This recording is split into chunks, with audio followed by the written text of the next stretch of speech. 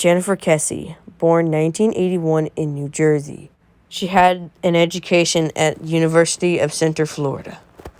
On January 23rd, 2006, Jennifer Kesey was last seen leaving for work. She spoke with her father while driving home at 6:15 and to her boyfriend at 10 o'clock. And that was the last time she was heard from, I think. Then her co-workers were concerned when she never showed up for work, which was very unlike her. Her father said that she was not ill and would skip work. And then a person reported seeing a car that matched Jennifer's car that had been parked out there for several days. When the police analyzed it, they confirmed that the car was in fact Jennifer's, and it was wiped down before being left. There is security footage that shows somebody parking the car and walking away. Now, who was the person that parked the car? Well, police are not exactly sure, because the person's face is covered up by poles, and the camera's designed to take a picture for 3 seconds, so we can't see who the person is ever. We can't tell what gender it is, who it is, and we don't know. Also, there were construction workers in the area that would constantly catcall her and make her uncomfortable. Another thing, somebody reported seeing a man dump a rolled-up carpet in a nearby lake. It was at the time of Jennifer's disappearance, but it didn't really turn up anything. To this day, nobody knows what happened to Jennifer or where she is, and she still has yet to be located to this day. Thank you for watching, and I will see you in the next episode.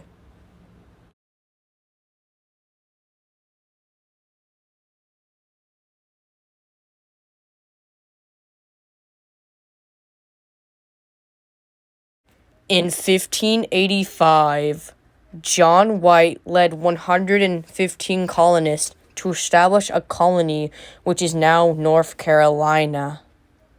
John White tried to make peace with the tribes he previously fought and failed. One of the colonists was killed by a native while searching alone for crabs. This made the colony assign White to go back to England for help. He departed in 1587. He was not able to return as soon as he expected due to England's war with Spain. He was finally able to return in 1590 to discover that nothing was there. He could not find any trace of any of the colonists anywhere. They had all disappeared, and all the houses were dismantled, meaning they did not leave in a hurry.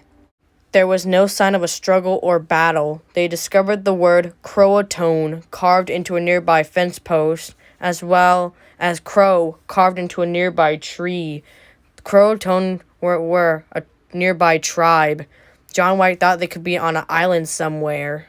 John White had instructed the colonists to carve a cross into a nearby tree if their disappearance had been forced. Since there was no cross, he felt like they must have left freely.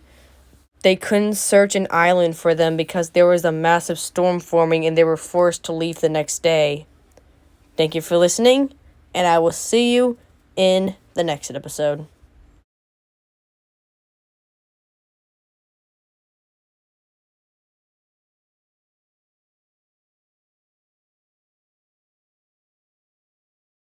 Benjamin Bathurst, born 1784, in London, United Kingdom.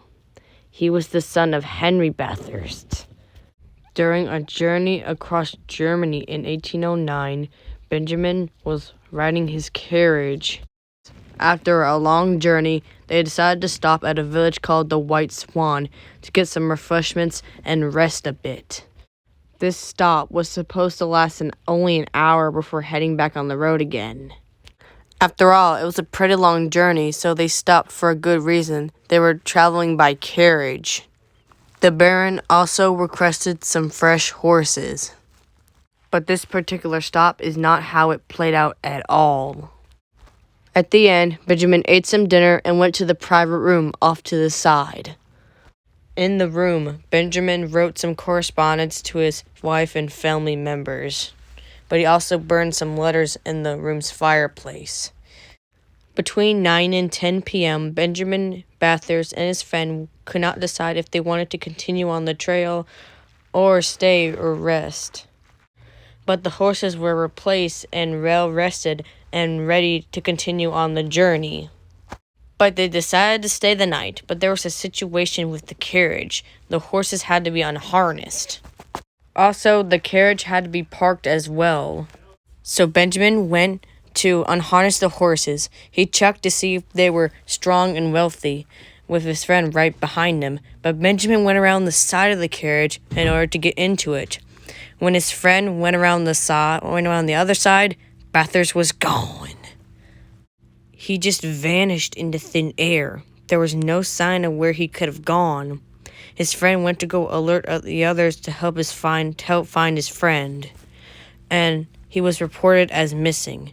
But the case drew cold shortly after it began.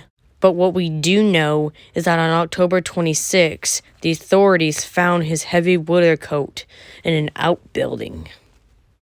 And less than a month later, December 16th, 2 local women were taking a stroll through the nearby woods when they found a pair of shoes that belonged to the missing man, Benjamin Bathurst. But there were 2 bullet holes found in the shoes, but there was no blood or anything in the shoes, but we don't truly know why they were there.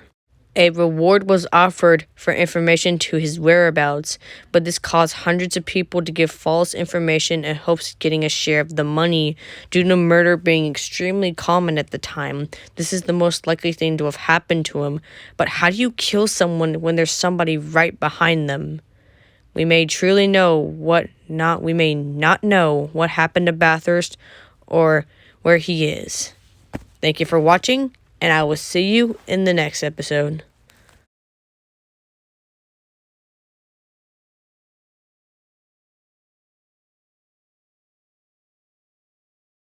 Mikkel Biggs, born on May 31st, 1987, was one of 4 children within the Biggs family. She was very good at school. She always got straight A's in classes and loved to draw. She had a younger sister named Kimber, and when she grew up, she wanted to be an animator at Disneyland, but she would never get this chance to make this dream a reality. On January 2nd, 1999, she and her younger sister, Kimber, thought they had heard an ice cream truck, so they went out on their bikes to get some ice cream with change in their pockets. They stopped and waited for the ice cream truck. After a few minutes, there was still no sign of the truck, and Kimber was getting cold, so she decided to go inside and get a jacket. Now, their house was only, I don't know how many houses down. I think it was 4 or 2. I don't know. 4 houses down. It may be 2. I don't know. But she looked back and saw her hair waving in the air, and riding in circles. That was the last time she'd ever looked back, and the last time she would ever see her sister, ever. When Kimber got back to her house, her mom noticed that she came back alone, so she sent Kimber back out to go get her sister. So Kimber shouted for Mikkel to come inside, but she didn't answer. She shouted again, but no answer. She started to get irritated, and she looked down and didn't see her, and she noticed something in the road. She walked closer. She noticed that Mikkel was nowhere in sight, and her bike was in the road with the tires spinning. She called out for her name and into the darkness and silence. She was a little scared and a little bit frustrated. She was thinking that she was just going to jump out and scare her, and she was over the prank that Mikkel thought was playing on her, but she was a little bit worried. So Kimber went back to her house and told her mom that she couldn't find her, but at this time, her mom wasn't super concerned. So she told her that she might be at a friend's house, so she sent Kimber there, but they have not seen her either. Then the oldest son of the friend's house agreed to take him to look for her sister, and Kimber took him to the place where they were at and looked, and they saw something shiny in the road. It was the quarters that Mikkel had gotten, and the oldest son of the neighbors, told her to go tell her mom that Mikhail was missing. And so she went back to her house and told her mom that she couldn't find Mikhail. Now, her mom had friends over, and when she told her, she can see her mom's face growing pale. So they went out looking for her, calling her name, and her mom called her dad, explaining the situation. Her husband said that he was leaving and would be home as fast as he can. They used bloodhounds, but they lost her scent after only a few meters. This suggested that she had been taken away in a vehicle. Of course, the first few suspects were all the ice cream truck drivers in the area, but most of them were not in business, and those that were cleared as suspects.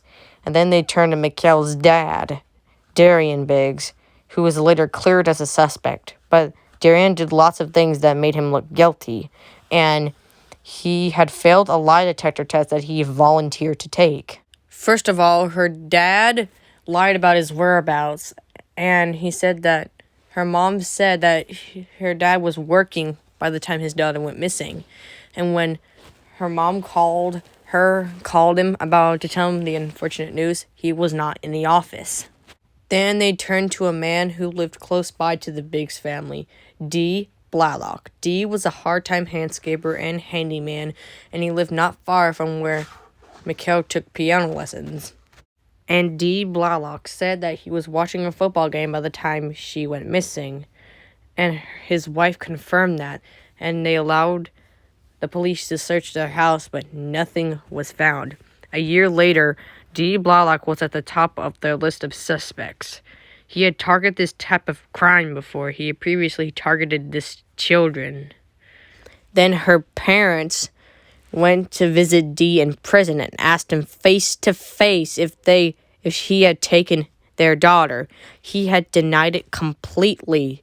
And I forgot to mention that the time she disappeared was only 90 seconds, and she still is missing to this day. So kids, be careful where you go, and parents, always keep an eye on your children. Thank you for watching, and I will see you in the next episode. I wish I had more to give, but that's it. Okay, before I go, I want to tell you that Kimber never felt guilty for several years, and she wishes that she never left her alone, but she knew it wasn't her fault. And remember what I said at the beginning of the video? She was one of 4 children. That means she and Kimber were the first 2 children. So I don't really know what happened to the other 2 siblings she had, but that's all I have to say. Okay, bye-bye.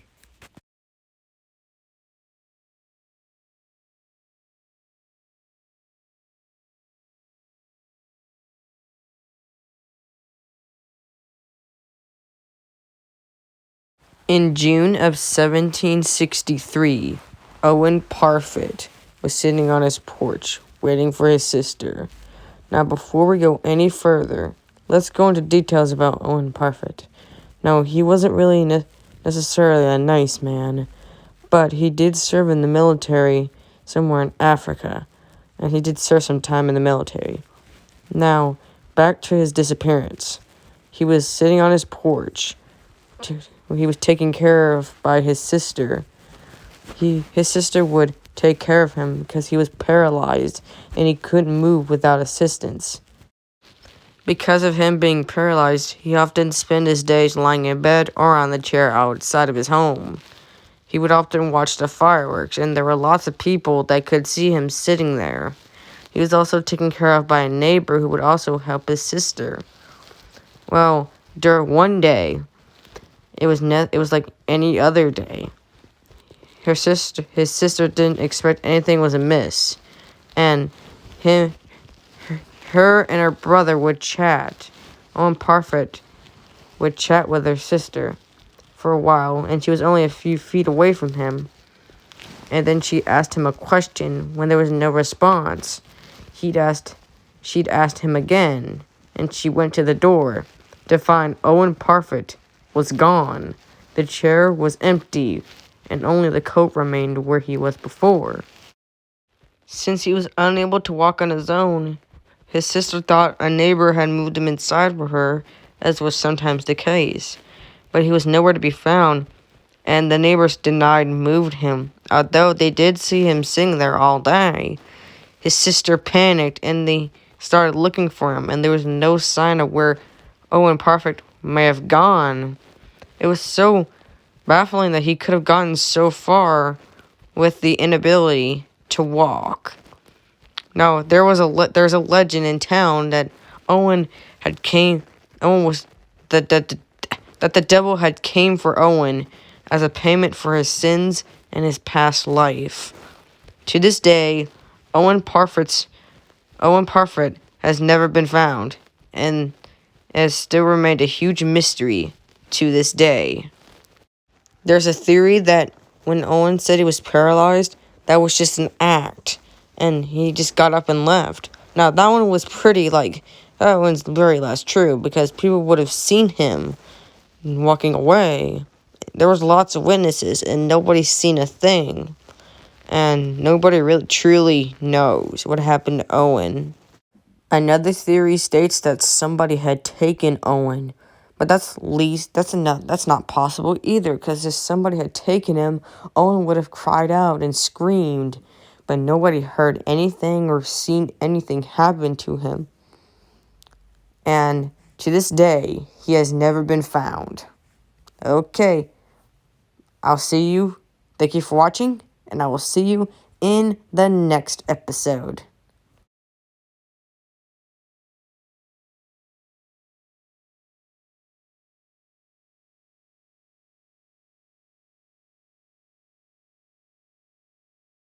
In 1971, Dan Cooper boarded a plane. He had a briefcase with a bomb inside. He calmly said to a woman working on the plane, he said, "Miss, I have a bomb." His demands were simple. He wanted $200,000 and 4 parachutes. He exchanged the 36 passengers for the money and parachutes, and he ordered the flight workers to fly to Reno, Nevada. And during the flight, Cooper told the crew to go into the cockpit and lock the door. After landing, the crew went into the cockpit and saw that Cooper and the bomb were nowhere to be found, and the stairway was left extended. At some point during the flight, Cooper jumped into the dead of night, never to be seen or heard from again. Nobody knows where he could be or if he landed safely. Nobody knows where he is. There have been suspects through the years, but none of them turned out to be Cooper. And to this day, this is the greatest unsolved mystery of all time. And before I end this episode, I just want to say that I am going to get back to Mumble soon. I promise. Okay, see you in the next episode. Bye-bye.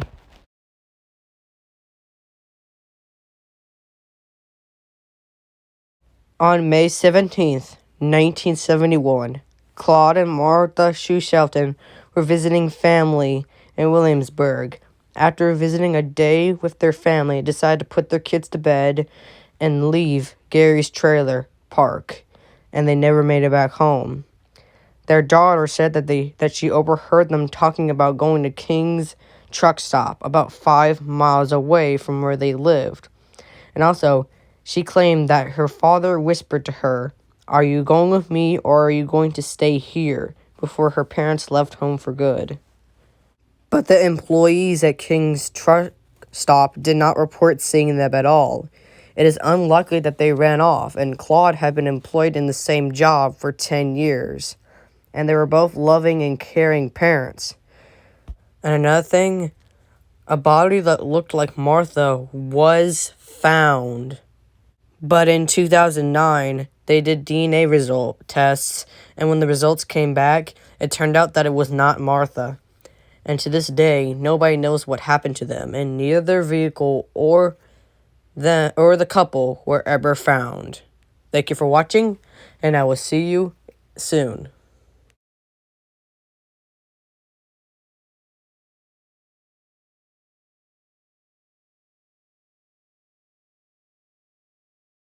Harold Holt, born 1908. He was the 17th Prime Minister of Australia. He was Prime Minister from 1966 to 1967. One day in 1967, Harold Holt decided to go for a swim at Cheviot Beach, Australia, but he never made it back to shore. There have been rumors about what happened to him, like a Soviet assassination or being kidnapped by a Chinese submarine. I think it was Chinese, I can't remember. But his friend that was with him claimed to have seen him dive under the water and fail to resurface. When this happened, the government felt ashamed. Like, how can they let that happen to their leader? They may never know what happened to Harold Holt. Wait, there's something else. When Harold Holt went for a swim, the weather was very bad that day. The waves were high, and it was declared that he had drowned. Well, they may never know what happened to him. Okay. Bye-bye. I'll see you in the next episode.